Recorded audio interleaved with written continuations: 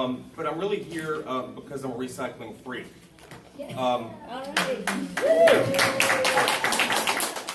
That's the first step as you come to accept it, I guess. But dry cleaning tickets, receipts, movie ticket stubs, I recycle them all.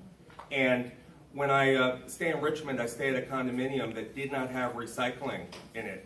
So I bring home bags full of recyclables every weekend during the General Assembly session. Wow. And it bothered me enough that I put in a bill to study the possibility of having mandatory recycling availability at multi-unit dwellings that the Virginia Housing Commission is looking at now. But I also get aggravated. I get aggravated every time I see someone put a bottle in the trash, and even more aggravated when I see someone put waste in the recycling receptacle. And then I get excited. I get excited when I see insulation made out of blue jeans, mouse pads made from tires, even women's purses made from soda can tabs. And I'm a native New Yorker. When I go back to New York, I love the smell of bagels and pizza and deli, don't get me wrong. But I love the sight of seeing all these flattened cardboard boxes at night in Manhattan waiting for pickup. I mean, a huge number of them. It's just wonderful. But I moved to Virginia in 1989, and when I first moved here, I moved to Alexandria, to a place called Auburn Village, a garden-style apartment complex with 300 units. And I liked it well enough, except I found out after I moved in that there was no recycling, which was troubling. So I went to the condo board meetings, and I asked for recycling, and they said no, they would not consider anything that increased waste removal costs. So I did some research, and I contacted BFI, and I found out that we could get a really large dumpster in our parking lot to hold recycling under the condition that they wouldn't take it away until it was full or after quite a long period. So I convinced the board, and we got our huge dumpster, and I even started a contest. I went around to local merchants and I asked for prizes for the people who brought the most recyclables, which we got. So then comes the big day for the christening of the dumpster, and we hear the cans and the glass going in with boom, boom, echo, echo, echo. And people lived pretty close to the dumpster. I mean, not right on top of it, but close enough that if you wanted to put your glasses in, your glass bottles or your cans, they could hear it. And so then I heard it.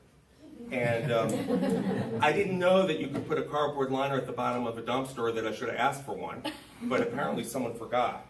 So when I ran for office, I think that dumpster probably cost me more votes than it got me.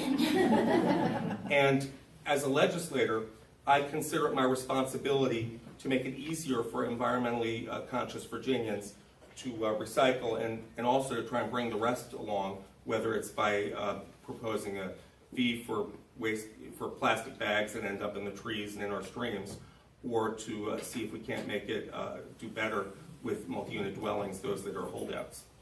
And I know that recycling is good for the planet, as everyone does know here, and that should be reason enough for citizens and corporations to recycle. But we need to make an important business case to chambers of commerce and others for recycling too. I don't know how many people here are familiar with Trex out of Winchester.